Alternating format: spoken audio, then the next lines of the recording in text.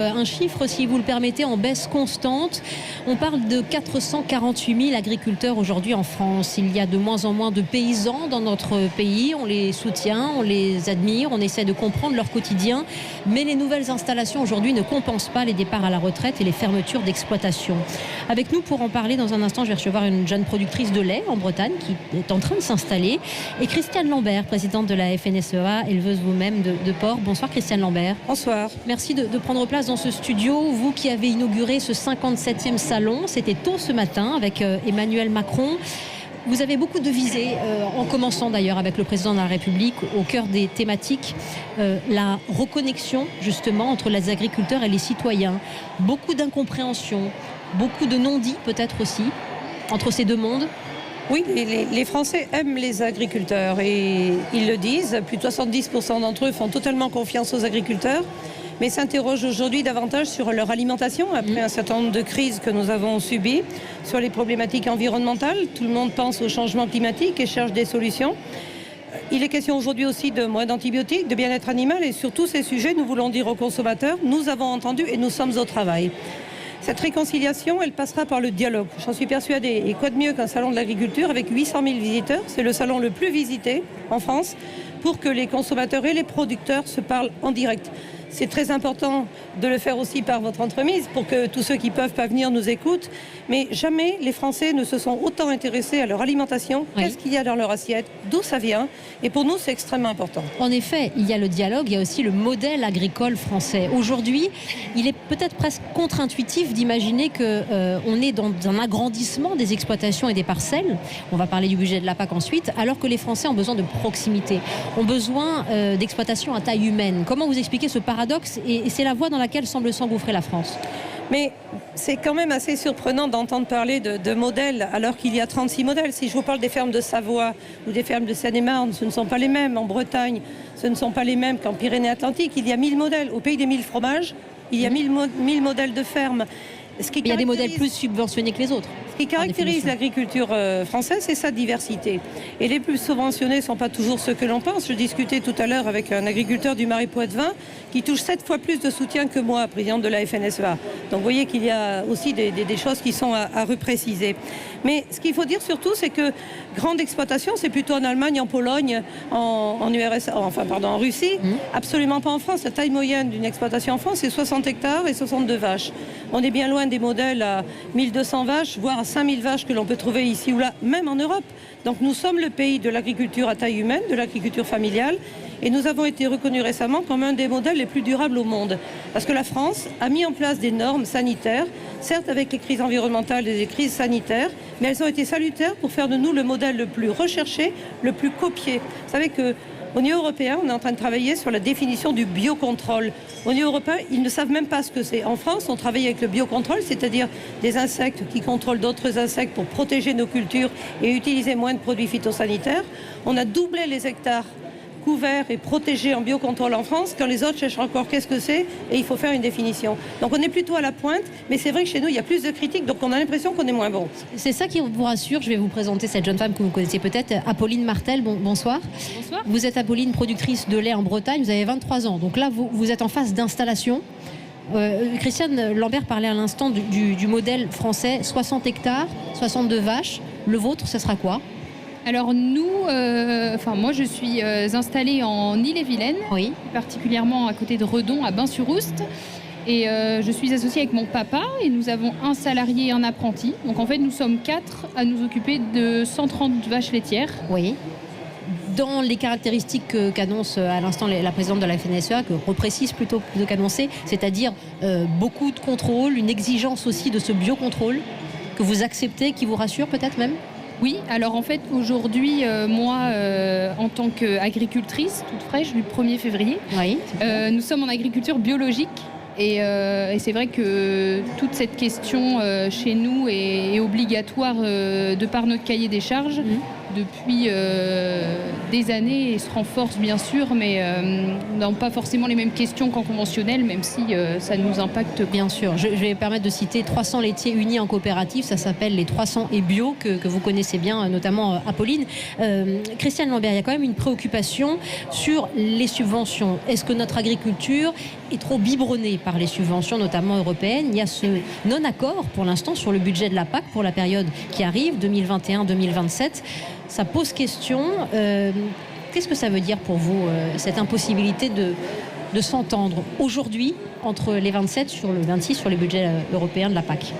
Il y a plusieurs éléments qui expliquent le non-accord d'hier soir. D'abord, il y a la sortie du Royaume-Uni, ce qui représente moins 12 milliards d'euros dans le budget général. Oui. Ça représente moins de 3 milliards dans le budget agricole. Vous ne voulez pas que nos agriculteurs en payent les pots cassés? Voilà, le président de la République l'a dit lui-même hier soir, ce n'est pas aux agriculteurs européens et surtout pas aux agriculteurs français à payer le Brexit.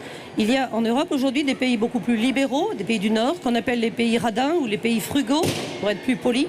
Ceux qui ne veulent pas mettre plus d'argent au pot. C'est-à-dire, on demande plus aux agriculteurs, plus d'environnement, plus de qualité, plus de sanitaire, mais ils auront moins d'argent. Nous ne faisons pas partie de ce clan-là. Et puis il y a aussi à savoir comment est mis en œuvre le Green Deal, c'est-à-dire le grand plan vert qui a été annoncé par la présidente de la Commission, Madame Ursula von der Leyen. Nous voyons tous que le changement climatique est là, nous impacte. L'agriculture est une source de solution pour le climat.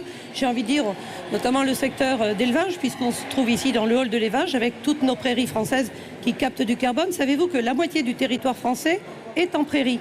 Rien de mieux pour capter le carbone. Idem le maïs que mangent les vaches.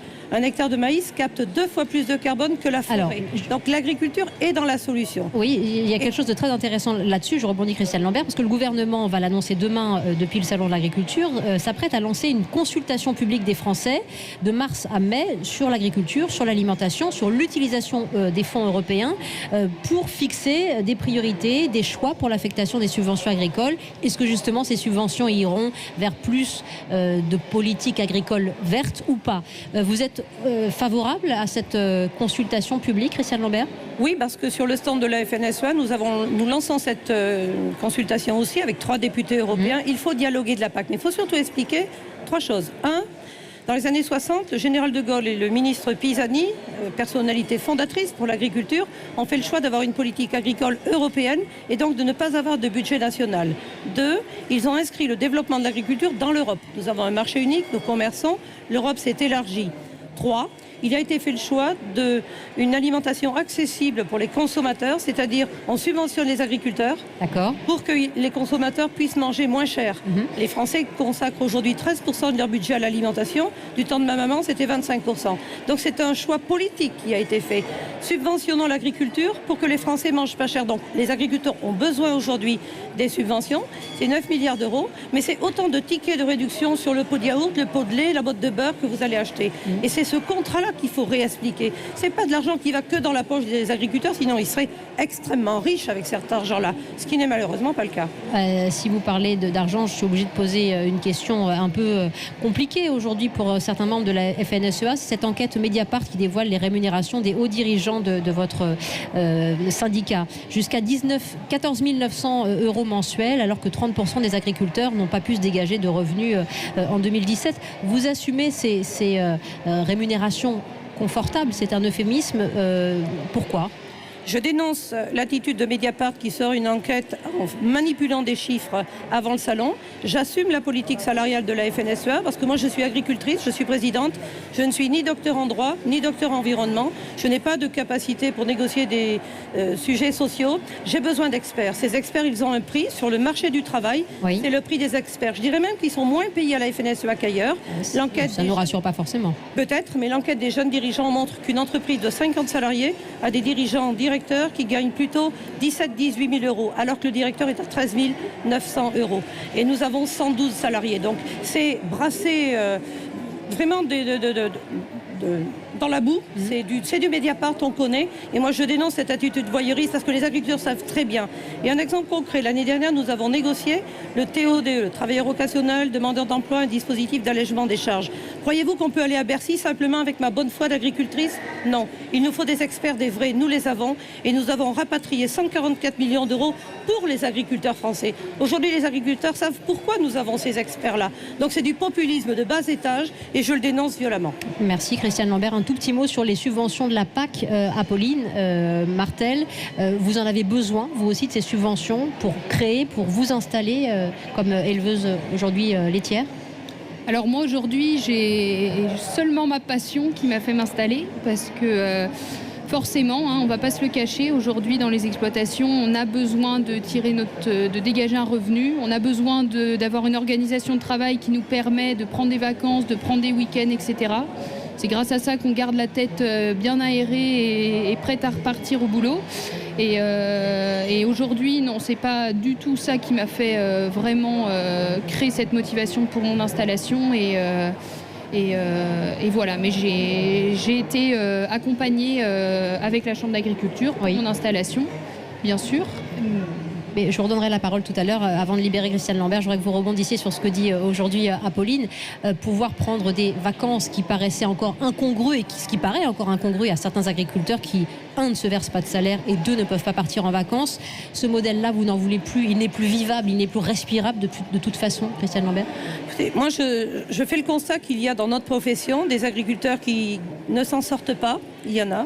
Des agriculteurs qui s'accrochent, c'est vraiment beaucoup, et ils s'accrochent, il y en a une grande majorité, mais il y a aussi des agriculteurs qui réussissent, et il faut en parler aussi. Nous ne sommes pas une profession où il n'y a que des échecs, et moi je ne veux pas de misérabilisme. Nous avons fait en sorte que les agriculteurs puissent avoir du revenu, puissent avoir aussi un crédit d'impôt vacances, que nous avons négocié auprès du gouvernement il y a 7-8 ans, pour que les agriculteurs, notamment ceux qui ont des astreintes d'élevage, être obligés d'être présents auprès de ces animaux tous les jours, comme c'est votre cas, pour qu'ils aient un crédit d'impôt vacances, pour qu'ils puissent vivre comme les autres. Mais je voudrais aussi qu'on retienne de ce salon la passion des éleveurs, la réussite d'un certain nombre d'entre nous. On ne veut pas que les gens viennent pour pleurer sur notre sort, on veut surtout qu'ils viennent pour nous comprendre et qu'ils disent « Ah ben quand on voit ça, on a envie de soutenir l'agriculture française ». Et le meilleur soutien à l'agriculture française, c'est d'acheter prioritairement des produits français. N'importons pas l'alimentation que nous ne voulons pas dans notre assiette. Partout ailleurs, les normes sont plus laxes que les nôtres. Nous avons des normes premium, des produits de qualité. Le meilleur soutien des Français, c'est d'acheter des produits français. C'est comme ça qu'on se réconciliera aussi. Très bien. Pas de misérabilisme, mais je suis sûre que vous serez très touchés par le documentaire de Rodolphe Marconi qui sort mercredi sur Cyril, éleveur, producteur de lait, 32 ans, des dettes, du beurre et des vaches. Et 20 vaches. Voilà, ouais. 20 vaches. Ce qui veut peut-être dire quand même qu'avec 20 vaches, c'est difficile de boucler. Regardez l'exploitation de Mademoiselle. Voire impossible. Voilà. Il faut dire les choses aussi. Il y a eu un espèce d'angélisme, un bucolisme. C'est pour ça que je vous parlais de modèle. On peut être un petit paysan et réussir. S'il a 20 vaches et qu'il ne s'en sort pas, il faut reconsidérer peut-être ce qu'il est en train de faire. En tout cas, je souhaite qu'il puisse trouver du conseil et du soutien. Merci Christiane Lambert, présidente de la FNSEA, d'être passée par le studio d'Europe 1 sur le stand France Terre de lait. Merci Christiane Lambert.